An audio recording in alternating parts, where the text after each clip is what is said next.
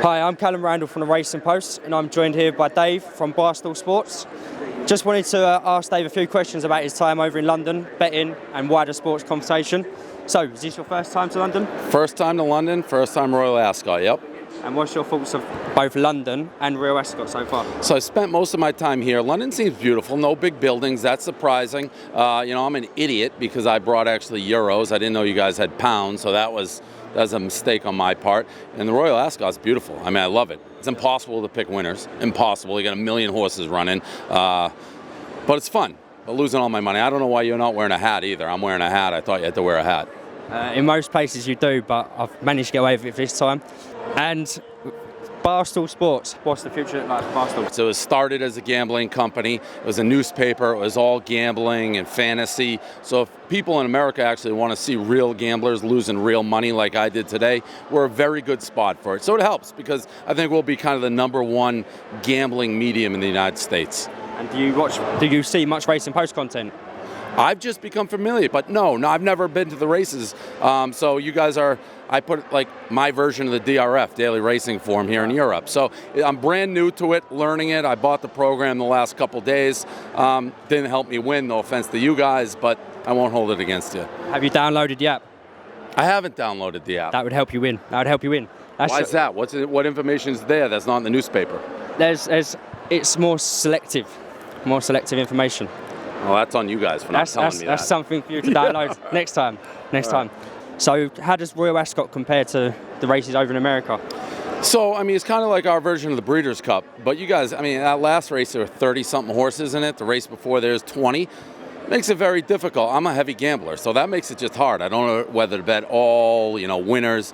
I know this. There were 12 races the last 2 days. I'm 0-12. Not good.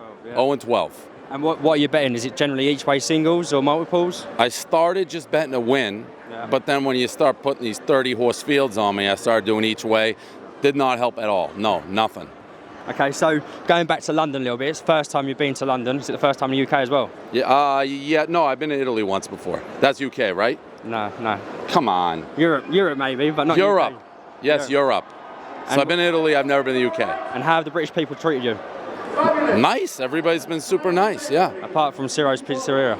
Well, Ciro's Pizzeria was nice, but the pizza's trash. Yeah. Unless I got screwed, it was 18 euros, I think. It was a little frozen pizza. I was told coming in that London did not have great pizza. So far, they have not disappointed. £18. I thought that's what they charged me, but then someone sent me a menu and said that maybe they took me for a ride. And at what price does the value of pizza go out of control? 18 euros for what they served is a lot. $20 in America, that's a large pizza, but what they served me couldn't feed, that couldn't feed a rat, so it was a small pizza. And does it always have to be one bite? It's one bite, that's the rules. Sometimes I sneak in a couple others. I go to Home Slice. Everyone's telling me Home Slice is the best pizza in London. It is very, very good. Either that or Franco Manca. I haven't heard of that one. Home Slice I'm going to try to get to, but it's like 20 minutes outside the city, right? There's a few of them dotted about. Is there? Yeah, I believe so. Okay, I didn't know that. You have to get on Google. That's good info. Anyway, going back to the racing itself, where did your interest in racing start from? So my dad used to always take me as a kid. I used to go to Saratoga growing up in New York. That's still one of my favorite tracks, if not my favorite. So, I bet on horses, followed horses all my life, and then as Barstool started getting bigger, I started getting more involved. So I own a couple now. I'm a heavy gambler. All my horses are really slow, and I'm a bad gambler. So it's a fun habit, but an expensive one. I can vouch for that. So you talked about you own a couple of horses. Is it 2 or 3?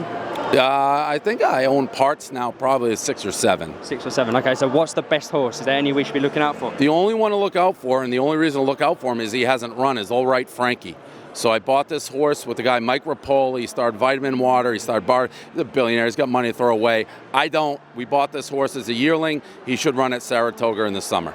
Keep an eye out for All Right Frankie, named after? The pizza review, All Right Frankie. Everyone knows it was All Right Frankie, yeah. Perfect. We spoke about Royal Ascot, we spoke about the Breeders' Cup. What's the best race you've ever been to? I mean, I love Breeders' Cup. This is certainly up there. I've gone to the Kentucky Derby probably the last 7 or 8 years, all the Triple Crown races. The Kentucky Derby is special for sure. My favorite event is the Breeders' Cup. I love it. I love it. It's my favorite event. I'm going to try and get myself an invite to the Breeders' Cup in November. Moving swiftly on. Yeah, this is up there, by the way. This is unbelievable. It's a spectacle. Yeah. It's definitely a spectacle. Talking about betting, let's move into some of the other sports. I see you're a keen golf fan. Yeah, I like golf. What's your other big betting markets other than racing? Well, football. I mean, you name football, NFL, college football. Basically anything that's on. I bet baseball every day. I had a good day yesterday in baseball. You name it, I'll bet on it. Basketball. If there's a ball, I'll bet on it. Soccer? Or football, in our? I don't bet on soccer.